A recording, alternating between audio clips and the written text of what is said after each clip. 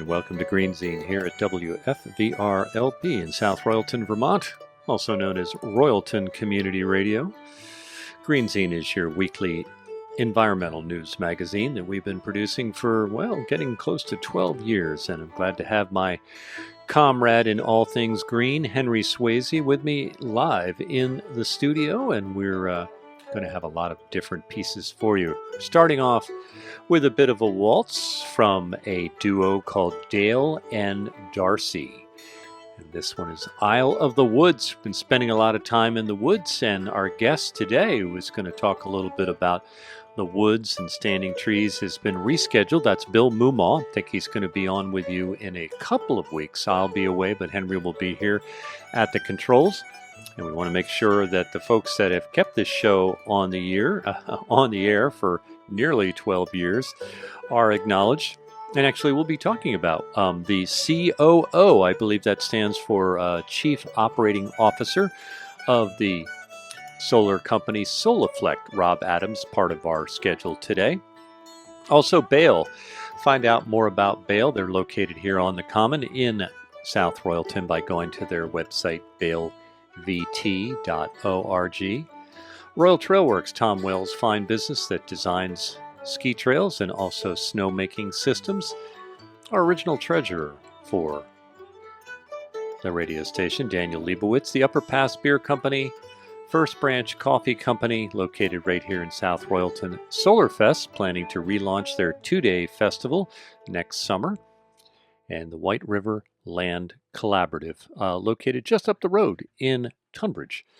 Well, Henry is adjusting some volume there, and maybe I'm too loud in your headphones, Henry, but I'm gonna throw you on the air anyway as he takes his seat over there. Good morning, Henry. Always good to have you in the studio. Yes, it's nice to be here. Yeah. And welcome to fall. Yeah. Welcome to fall. Hey, I'm going to do a quick promo right off the bat, and that is Henry came in early. He's been doing some things up at his house up in the hills of Tunbridge, but we were going through our remote suitcase and just checking things. We made a good connection as far as talking back and forth, and Patrick is checking in, and we're getting that all ready because the Star Radio Hour is coming up a week from Saturday down at the Seven Stars Arts Center. All the information for it is at sevenstarsarts.org. It's a variety show. Henry, you're pretty familiar with variety shows. Yeah, I've sort of tasted them over the years. You definitely have tasted. Former interlocutor for the Tunbridge Civic Club show. The Civic Club show, yeah, usually held in the spring in March. But Henry will be down there backstage as we carry live the first hour of the Star Radio Hour, and that will be from 7 to 8 p.m. on Saturday night. November 2nd. And of course, you should be there in person if you can be. Just check it out at Seven Stars Arts. Well, Henry, what do you have up your sleeve today? Well, I might say that that's a good-looking lineup for that show coming up, and I'm going to be there, so I'll get a chance to see it firsthand.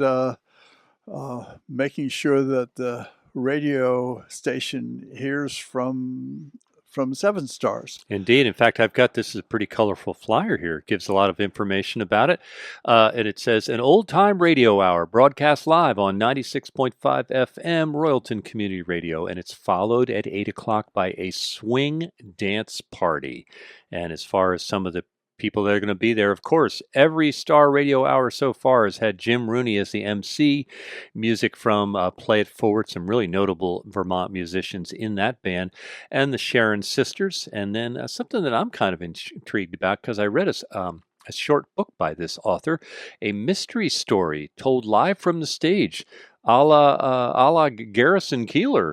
Terry Boone is going to be there as well. So something to look forward to. And Henry, I'm going to thank you on air for being the backstage remote man for that. And radio man Bob D will be here in the studio making sure the signal goes out. Yeah. So for today, we have our Bill Mumaw had a funeral he needed to go to and speak at today, and that derailed him for today. And as Todd has said, he will join us in, I think, the week after next. and we'll get that message out next week to confirm it. Um, and today we're going to have Bob the Green Guy. That's Bob Farnham. And he has been going and recording and then posting uh, endless kinds of environmental events over the years.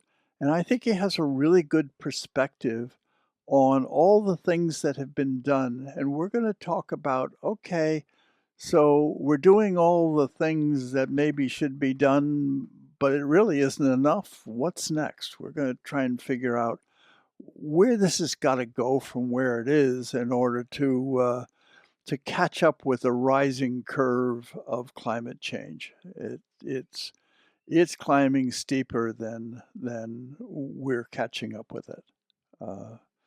So he'll be our guest, and maybe we'll get into birds. We always like to get into birds, and yeah, these birds are around quite a bit. Maybe not quite as much as the black-capped chickadees, but dark-eyed juncos. And snow is just around the corner. We've had a pretty warm spate of late fall temperatures, but there are some below 30 temperatures coming up towards the beginning of next week. And let's listen in with Bird Note and how juncos are getting ready for snow.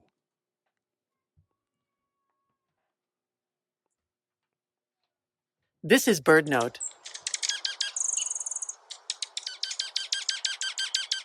By now, retirees and other people who want to escape the dark days of winter have headed to California or parts of the Southwest or to sunny Florida. We call them snowbirds because they leave as soon as the snow begins to fall and temperatures drop. But there's another type of snowbird, the dark-eyed junco. Although you may see dark-eyed juncos here in summer, come fall, many, many more arrive to spend the winter. They've been nesting in the mountains or farther north. To them, this is a benign winter habitat. These juncos often find seed feeders for winter feasting. Watch for a small bird with a dark, sooty hood that covers its head and chest, a gray-brown back, and a white belly. However, the most attention-grabbing aspect of this shy junco is its tail. As the bird darts off, giving a sharp twittering call, it flashes the white outer feathers of its tail. Enjoy these dark-eyed juncos now and through the winter. Come spring, most of these snowbirds will head north or into higher elevations to begin a new breeding cycle. For Bird Note, I'm Mary McCann.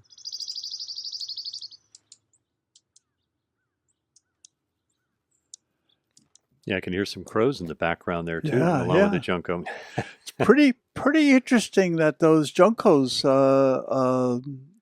think that winter and being out in the open and around our houses is just fine in the winter, but they want to be in a cooler place in the summertime.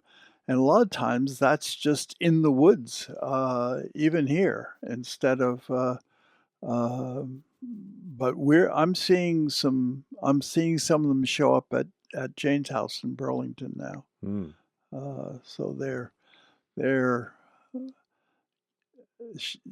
she has the enviable situation that she can put out bird seed all summer without the bears coming in. So we get more birds at her house than I do at my house.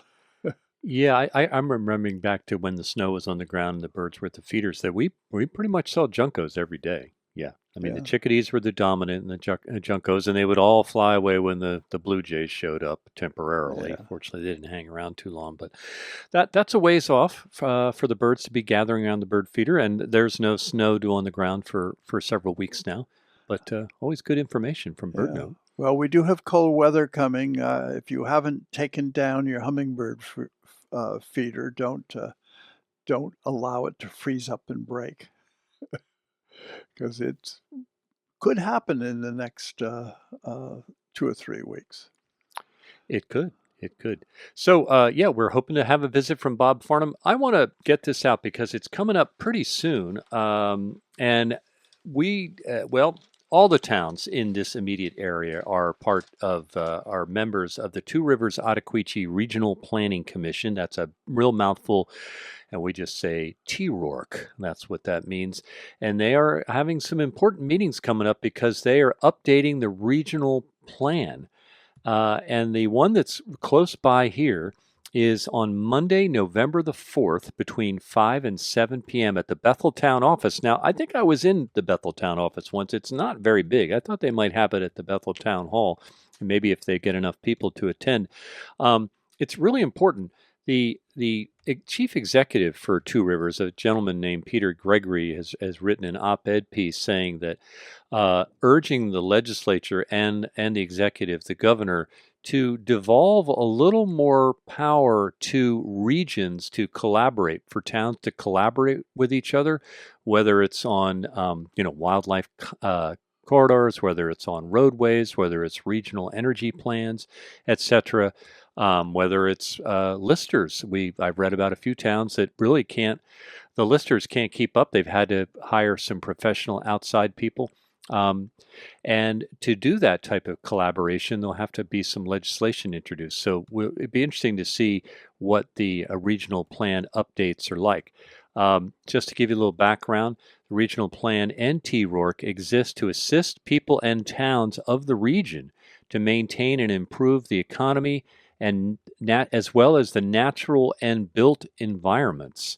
TRORC does serve 30 towns in eastern Vermont, all the way over from Newbury and over back to Heartland, west in the Green Mountains. The regional plan is the only overarching policy document that covers this geographic area. The scope of the plan is broad, including a landscape level view of where development should be maximized and minimized to meet a set of intersecting goals. I could read on, but I won't. So once again, we'll probably mention it again on next week's show. Get an update and get some input in on the regional plan. I plan to take a look at the draft plan. You can find it at their website. But once again, that meeting will take place in Bethel at the Betheltown office on Monday, November 4th from 5 to 7 p.m. I attended a Two Rivers little outline of a plan for trails and roads and various issues that happen here in the town of Royalton. It was very interesting. A lot of the movers and shakers that serve on various commissions and committees here in Royalton were at that meeting. One of the select board members, John Dumville, was there, members of the planning commission, and it was a good dialogue back and forth about some of the challenges that Royalton has with its roadways, whether it's in town or some of the back roads. This intersection right down here, which is pretty dangerous. Somebody brought up the possibility of a rotary here at the intersection of Chelsea Street and Route 14, and there is just no room there with the river being close by for a rotary, so that was taken off the table pretty quick. But it's a good way to get citizen input in on some of our planning, and particularly since this is an environmental show, on some of the environmental and natural landscape planning that can take place between towns. Yeah, I might say that that Two Rivers, they serve a function that they help codify things. They help make things spelled out so that you've got something to grab hold of and to take action on. And I serve on the Vermont 350 electrification board. What we do with the state's energy and whether to push back on what's happening or whether, where we should be going, how important to make that. And one of the constraints on putting more solar up is that a lot of portions of the state's grid are congested, are just don't really have the capacity to add a big solar field. You could a rooftop you can get away with pretty much anywhere, but if you want to put in a community solar or bigger array, then the grid capacity in a lot of places isn't there. Mm-hmm. And I went to Two Rivers, and they had in their archives state maps for not only their area but for other areas in the state that showed where there was grid congestion and where there wasn't. Oh, I'd like to see that. And easy peasy. And to my way of thinking, those areas where the grid congestion is low and there's space for solar, that's the place to focus and go first, because it doesn't require rebuilding the transmission system in order to accept some more solar. So that's just a plug for the value that's there. And I think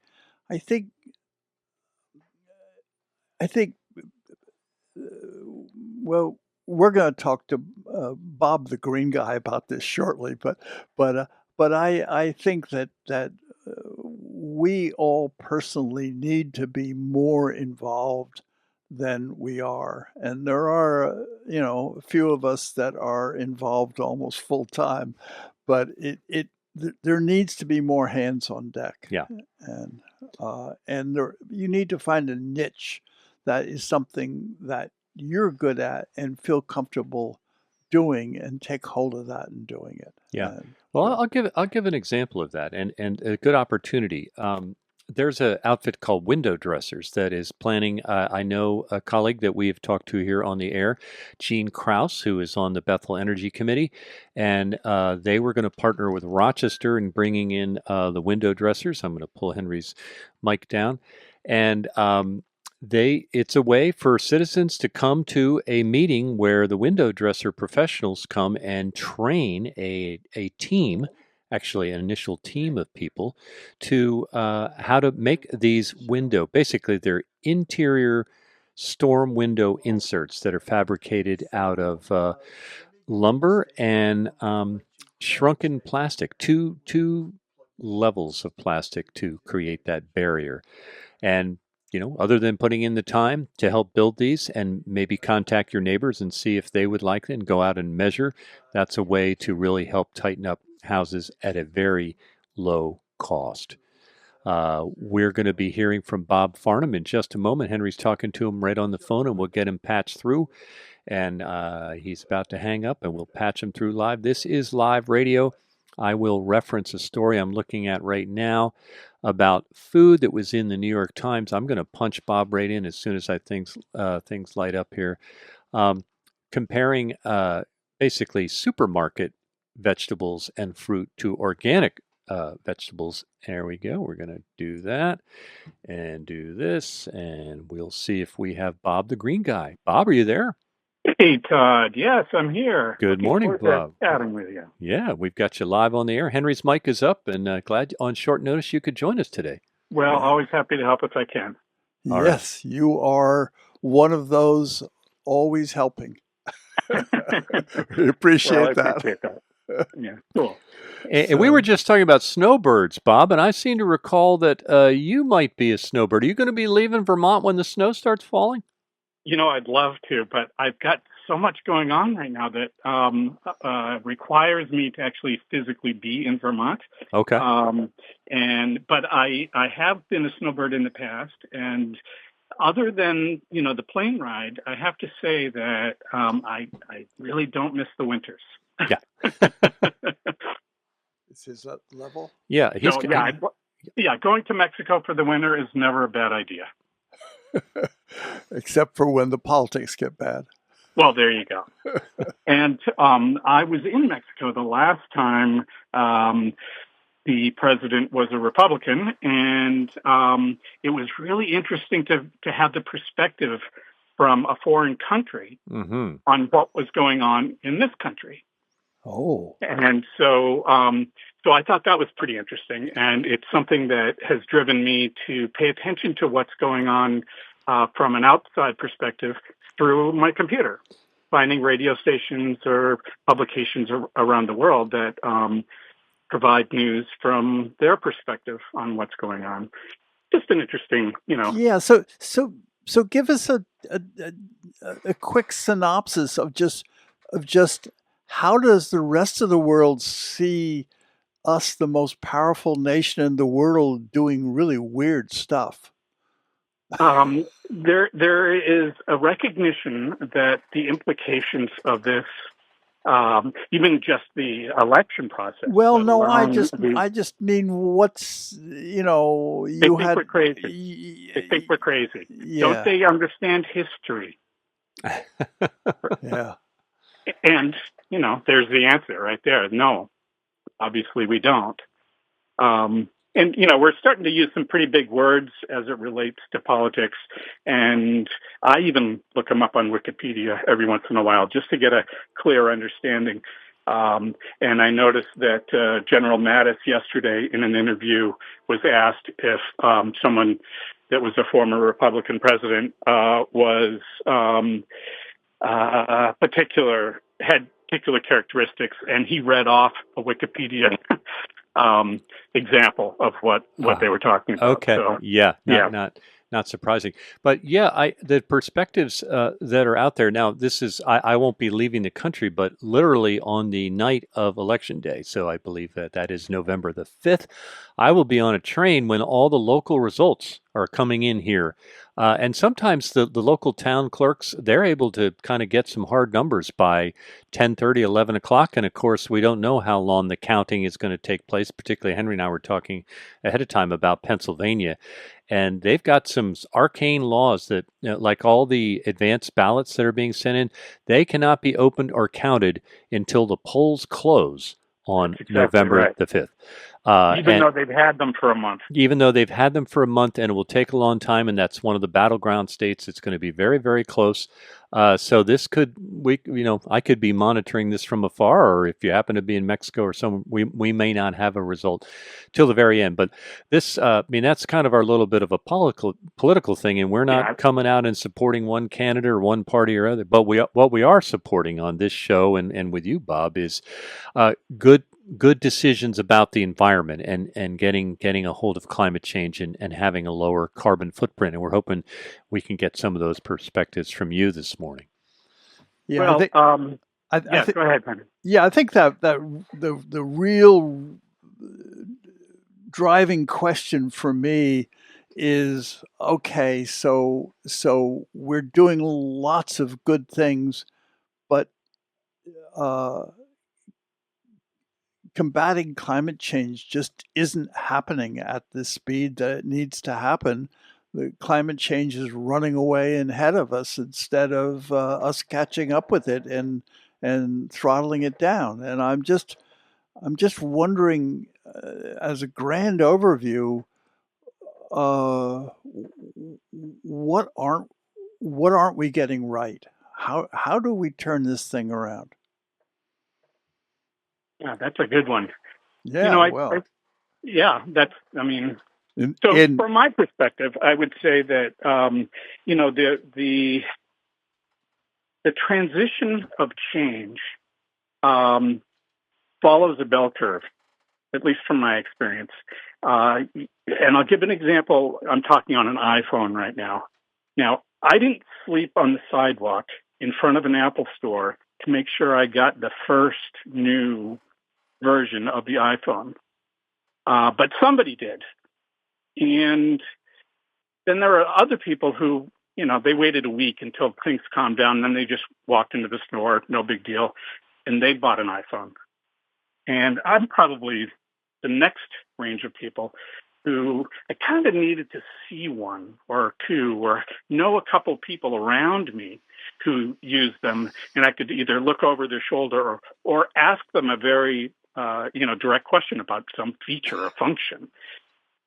And then there are people who are quite reluctant, but eventually they'll come around. And then there's a group of people who wish they could still use a rotary dial phone. And I think our job in helping with this transition is to find the people along the way, along that bell curve, who are ready to take action, but they've got what I consider a barrier of resistance. There's something that gets in the way that just, I'm not really sure. Well, I'll give you an example. I took a friend of mine out for a ride in my Chevy Bolt. Yeah, I knew we were going to get to this. Yeah, perfect full example. Electric car. Yep. And I said, hey, oh gosh, now I'm forgetting his name for the story. But anyway, so Joe, hop in. Go ahead and drive. Let's take it up the road. So he drove. We went about 5 miles, and we're talking more about his wife and family than we are about the car. And every once in a while, he'd ask a question, well, what happens if you do this? So I'd explain, and, well, that's kind of cool. And he really liked it. And by the time we got headed back home, he had put 10 or 15 miles on the car, and he asked all the questions about the functionality and the features and stuff.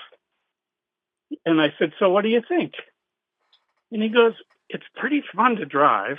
And I like that it regenerates electricity and charges the battery when you're going down a hill. And that's kind of fun. And he went on and on about a couple other things. But then he kind of leaned over towards me and he said, but don't they catch on fire? Yep.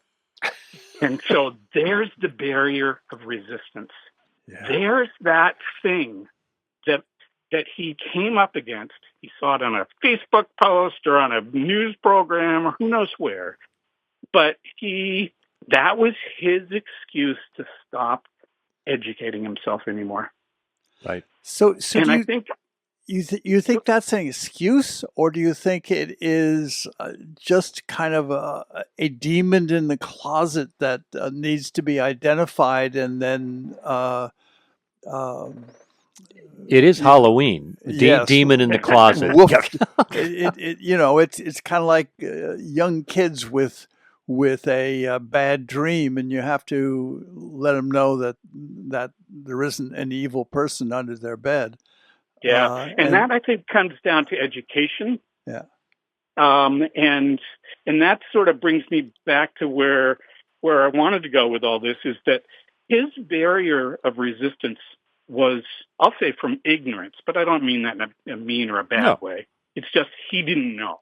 Right. And so once I explained and pulled up on my iPhone a PDF with a little chart that shows, the likelihood of an electric car catching on fire versus an internal combustion engine car catching on fire, it's many, many, many, many times less likely that your electric car will catch on fire. Now, the reality is, yes, if it does catch on fire, there is an issue. Yeah. It is harder to put it out, but that's a different topic.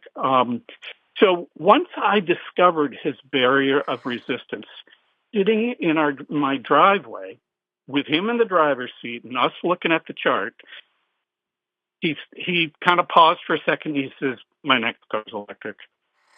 And so I think what's happening that's keeping the transition, and I'm just talking about transportation, there's going to be a barrier of resistance for all of the renewable energy. What's the deal with wind power? What's the deal with hydro? Why aren't we doing nuclear? And the idea of breaking through his barrier of resistance and helping him get the education that he needs to ratchet forward in his sort of quest towards living a sustainable lifestyle. So you don't do it all at once.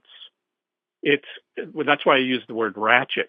We kind of ratchet resolve one issue at a time. And once the ratchet goes forward, it doesn't go back, right? That's why it's there.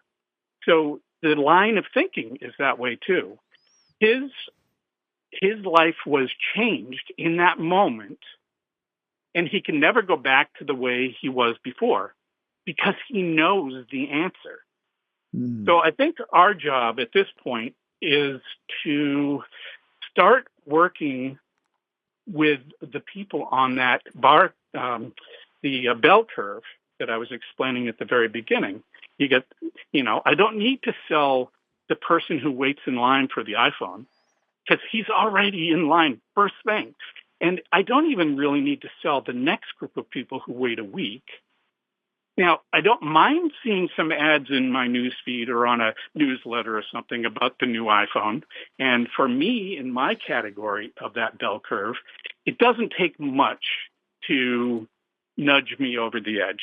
And so the sweet spot in that bell curve is not the person at the far end who wishes they could still use a rotary dial phone. Working with that person, trying to convince them to buy an electric car or invest in solar power, if they're completely against it, there's no sense in that. So you as marketers, as people trying to move this industry forward, it's a waste of paper, so to speak, to try to connect with the person who wishes that they could, that solar wasn't real or whatever. Mm-hmm. So crafting our message to the people in the bell curve who are on the edge, and they've got that 1 or 2 or even 3 or 4 barriers of resistance, and helping them learn what they need to learn so that they can make an informed choice. They don't have to be 100%, an expert on it. Some people do, but most people go to that classic 80%. Once they have an 80% understanding, and probably for most people a 50%, 51% understanding of something, they feel comfortable enough to feel like they're making an informed choice. So where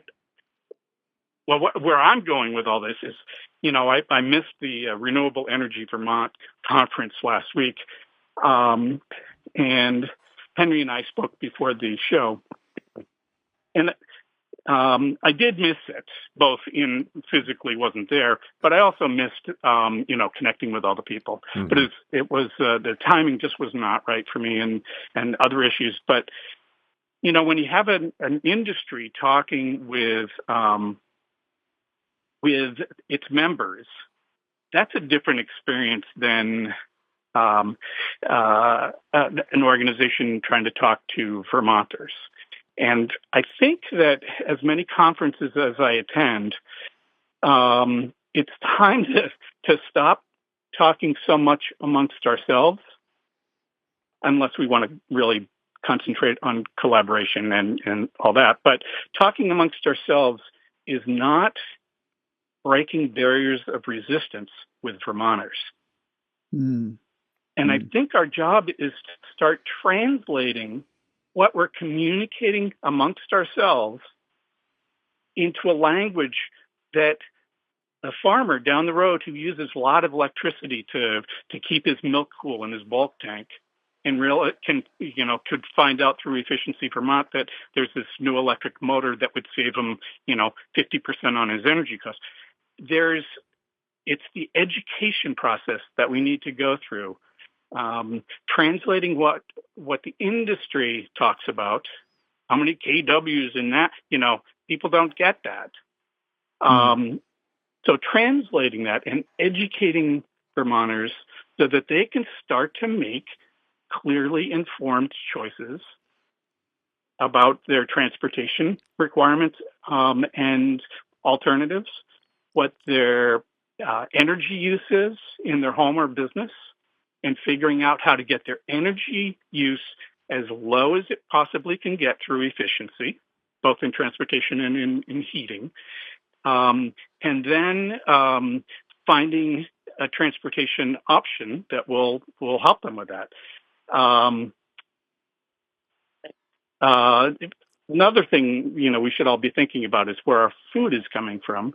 And NOFA Vermont is a great organization. I imagine a lot of people in your audience are familiar with them. But if not, it's definitely an organization to go check out and see how Vermont farmers are trying to create a food production system that supports Vermont. And I think buying our food locally as much as we possibly can is a great alternative as well. It's much more sustainable than, bringing in some frozen broccoli from Mexico or whatever. Yeah. I'm going to stop you right there for a second, Bob. There's an article that was in the New York Times just a few days ago, and I read through it. The title of it is, Are organic foods really more nutritious? Here's how they stack up against their conventional counterparts.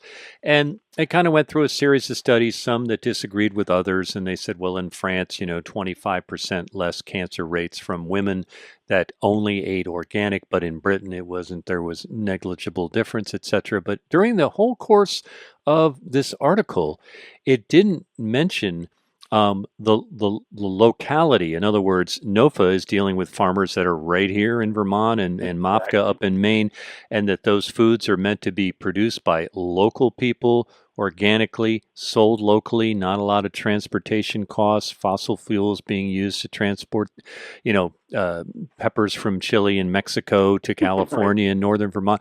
That wasn't anywhere in there. And then, of course, they did make obliquely a reference to pesticides and herbicides that are used in conventional farming, but they kind of tossed that aside and sort of came down just in the end saying there really isn't much of a difference, other than, of course, as we know, organic produce tends to cost more than the supermarket variety. But when you work in all those externalities, it's not even close as far as what is better for you, both nutritionally, but also better for your immediate community, fiscal and environmental, area. So, yeah, very important. I think food is a big part of this. And just a couple other things when you were talking earlier about how to get to that bell curve. And I want to be clear on what you're saying. Are that high point where most of the people are kind of in that high point, those are the people that you think can be persuaded to be pushed into the sort of what used to be the early adopters. For instance, someone who got an EV right away, they didn't need a whole lot of convincing. Correct. Sometimes that can happen inadvertently. So I visited a farming family, to go back to that, who primarily for multiple generations have been raising dairy cows. I'll just say the family's name. It's the Silloway Farm. And they've had a sugaring operation traditional with just hundreds of cords of wood being used.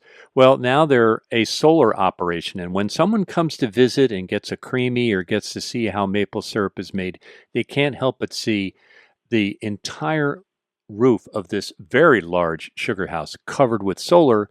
And when Betty Lambert gives you the tour, she talks about how much they have benefited from transitioning, both in saving money, big initial investment, but saving money, and of course, a better aspect for the environment as far as the type of energy that they're using. And someone may not have come there thinking they were going to learn about renewable energy, but they are by seeing that. So, education, right?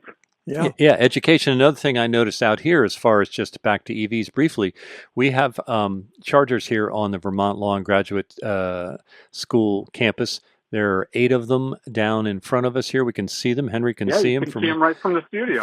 I've charged my car while you guys were on the show. Exactly. And we should remind people those chargers are open to the community and they are free, and most of them are working at the moment.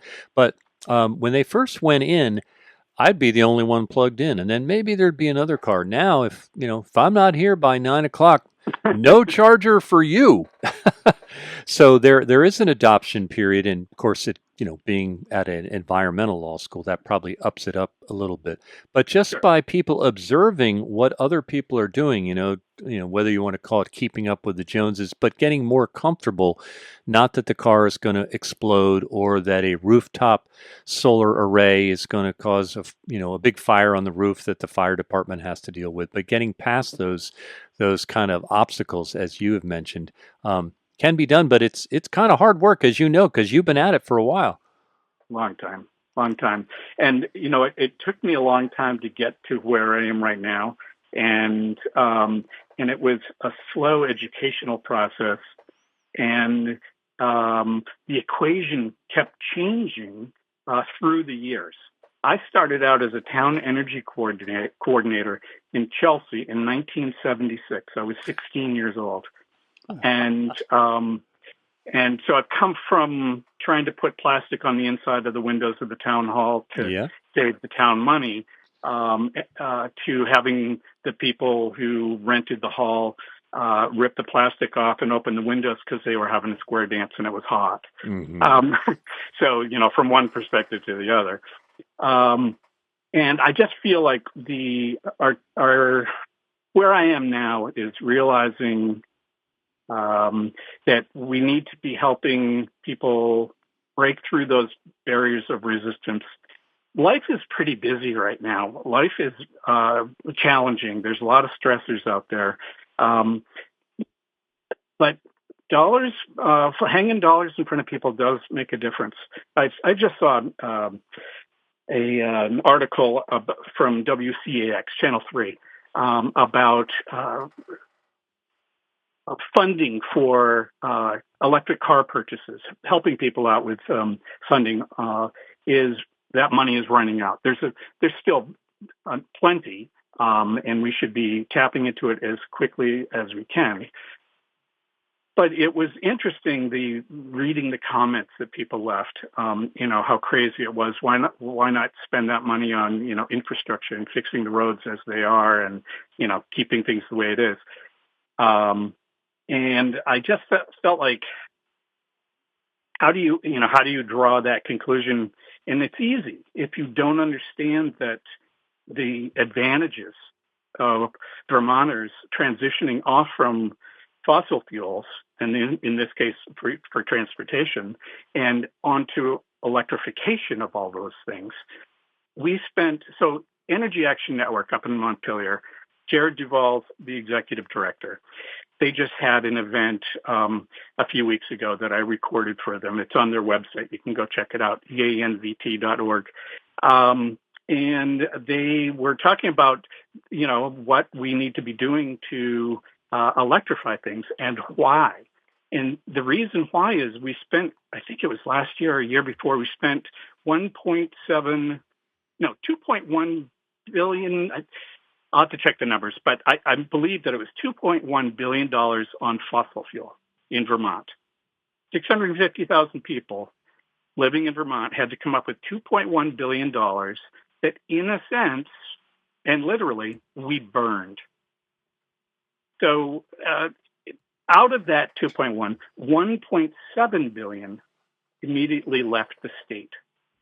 So every year, we're spending $1.7 billion, more or less, usually more, going forward. We're taking that out of our economy. How sustainable is that? Who designed that system? So the fact that we have representatives at the State House working to move Vermont in the direction that's much more sustainable, I think is not to get political on it, but knowing that there are people making a focused effort in creating funds to supplement the cost of purchasing an electric vehicle is a great idea, because it keeps that money in Vermont, in the local economy. A friend of mine, Keith, has a couple different electric cars, and he has solar panels on his house that are dedicated for charging his cars. So he is literally charging his cars from the sun. I just came from King Arthur Flour in Norwich, where I grabbed a cup of coffee and a sticky bun. I highly recommend those. And you plugged in. And I plugged in there. Yes, you did. There's no charge. The Nope. solar panels are right there next to the car. Yep. I've gotten to the point where, let me jump forward. I've gotten to the point where I realize that we need a transition to happen, kind of like, do you remember the DIY industry and how, what's that TV program, This Old House? Mm-hmm. Remember This Old House on public television? Still is there. Yes, still there, 45 years. So during COVID, I'll try to be brief, but during COVID, I was watching all these DIY shows on cable TV, right, on my computer. And I found on YouTube, the 40th anniversary special of This Old House, where they spent the entire hour sort of reflecting on how it got started and all of the successes, why all of the different areas of the show were successful. And I got watching that, and I realized this is 40 years, of having Norm Abram show us how to frame a window. Now, the technology changes a little bit, and there's different kinds of flashing and stuff like that have come and gone. But Norm basically is still showing us how to frame windows. So I got thinking, they really jump-started the DIY industry because people saw that, you know what, I think I could put in a new toilet by myself. Yeah. And they go to get one, they put it in, and then they realize, well, maybe I could put in a new vanity and a sink. Mm-hmm. And then they realize, that shower unit, right? And what do they call it? Mission creep. It just keeps going and going. But they learned by watching. They learned by engaging with the show. And I got thinking, with all my years of making videos and recording videos and producing them, I got to thinking, I need all the characters in Vermont, like this old house had Norm Abram, right? And then they had Tom Silva was the contractor, and they had other characters whose names escape me at the moment, but the guy that did the heating and plumbing and the guy that did the framing. And so there were characters on that series that were there every week, and they would take you through the whole process of building a house from start to finish, or renovating a house from start to finish. And they didn't start on the roof. They started in the basement and worked their way up, and they worked out of the project through a very logical and systematic process. And I got to thinking about how can we do that in Vermont to help accelerate the transition of understanding, to help people recognize, maybe I could put solar panels in my roof. I learned on the show today that, the solar panels have some weight and have different kind of roofing structures, and just stuck my head up in the attic, and you know what? I could have solar panels on that roof. So what have we done? We've ratcheted them one step closer. And so I got to think about a show, creating a 12-part series called Use Less, a show about living sustainably in Vermont and beyond. And the idea is to find people in the renewable energy industry who might be a good fit for being sort of the Norm Abram character, right? And they would be able to talk knowledgeably, because I don't know all this stuff, but I know all the people that do.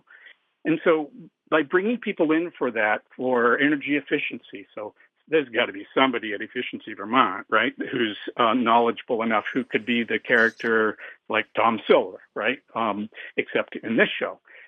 And going through the different ideas, it occurred to me that having a weekly show that you can produce sort of the Vermont way, a simple way, and yet pretty sophisticated now. It's remarkable, the technology and the ability to produce really well-crafted shows on software that just runs on my Apple computer. Mm-hmm. I mean, it's amazing. Mm. So the idea of having a 12-part series, a weekly show, so 12 weeks and would be a season, you would have a year's worth of shows that you could produce kind of in advance. And by publishing them on YouTube has this cool functionality that lets you have a premiere. And what that allows is for an audience to come watch the live production end of it. So you'd have a live show like yours, right? And then every once in a while, you guys will play either a recording of something or some music or something like that. Well, imagine on Thursday night at 7, Use Less comes on. And there I am with maybe one or two of the guests that were on the show. And we can do a quick little excitement, where people can be participating in the show. They can log in and leave comments and questions in the chat function while we introduce the show, and then we all watch the show together. And at the end, the characters that were in the show are available to answer some questions. And trying to get, and the reason I'm approaching it this way is, one, it's basically free. Imagine that. And the other one is the ability to engage the audience. I really need to understand what people don't understand. And the best way to do that is to connect with those people. Hey, if somebody's logging on to YouTube and watching a 45-minute show live with other people, where are they on the bell curve? Pretty far over to the left, right? Pretty far closer to buying an iPhone than not. And so by having that series, the idea is to ratchet people's understanding in all the different areas of sustainable living so that they can make the right choice. A friend of mine the other day said, I think my furnace is going. I'm going to have to buy a new furnace. Stop right where you are. Hang I on. was preaching to the converter there. So what did I do, right? Made the connection to Efficiency Vermont, made a connection for a home energy audit, find out that it's way cheaper because of incentives. Yep. And just because of the efficiency of heat pumps, they made the choice to we'll keep up the existing furnace in the house and limp along, but we'll use the heat pumps 90% of the time, except for maybe those, 3 or 4, 40 below zero days in Vermont, where they can then turn the furnace on. You have to look in the rear vision mirror to find them. And they're totally in now. Yeah. Totally changed their whole perspective on it. So, if you walked into a nice fancy store and you were buying a bucket to carry water in, you certainly wouldn't buy one that had a hole in the bottom of it. And that's what we're doing. We're merrily buying cars that leak energy and fuel systems, heating systems for our houses that are leaking energy, and clearly, if you have that kind of a bucket, the first thing to do is to put a piece of tape over the hole. Yeah, for sure. Hey, Bob. Go ahead. I want to put in one quick plug before we lose this opportunity. So EANVT.org/2024 Yep. Energy Action Network has this report. It's an in-depth analysis of where Vermont stands relative to its climate commitments and energy goals. It's pretty statistical. So if you want facts, that's where it is. And it is free. And it is written in a way that is translated pretty well for just about everybody. It's not just for geeky kind of people. So EANVT.org, go to their website, and you can download the report there. So is it under data analysis? I'm looking at their website, and I'm going to post it. So I'm just trying to find it. Yeah. Yep. Data analysis, annual progress report 2024. Okay. We'll get that. We'll get that link up. That link will be there in 3 minutes. And speaking of links, Bob, again, we are going to let you go in a minute or two. We got a couple little housekeeping items to take care of at the end of the show. How can people track what you're up to, Bob, the Green Guy, and also this series that you are giving some thought they could keep updated? Is there a link we can add for folks to keep up with you? You can go to, hang on 2 seconds. Let me pull it up here. Your channel. Yeah, so go to youtube.com/ the ampersand thing, Bob Farnham. Okay. Farnham. That has a little sort of a teaser trailer for the show. And it has hundreds and hundreds and hundreds of videos. I've got right now posted the Energy Action Network Annual Summit. from 2023. By the time anybody really hears this, I'll have the 24 wow. summit up there. Well, definitely we'll have to check that out. Hey, Bob, I'm going to let you go now, but thank you All right. so much on short notice for filling us in on what's up, and a very uplifting show. We didn't do any gloom and doom, I don't think. Yeah, and I want to say I'm talking about the adoption curve, and you talked about the bell curve, and I've been looking at EVs, and Vermont is over the last 2 or 3 years has been doubling its sales each year. And that means that we're only at 3% right now. But that means next year we're at 6, and the year after 12, and the year after that 24. And I bet what happens is it accelerates. Yes, because it's all coming together. Yeah. Well, thanks again. So vote. I just hope everybody votes. I don't care how you vote. I mean, I do, but yes. Thank you. Exercise the franchise. There we go. All right. Let me know how I can help. Okay. And, excellent. And in our notes for the show, there is a chance for you to get involved with helping cure the vote.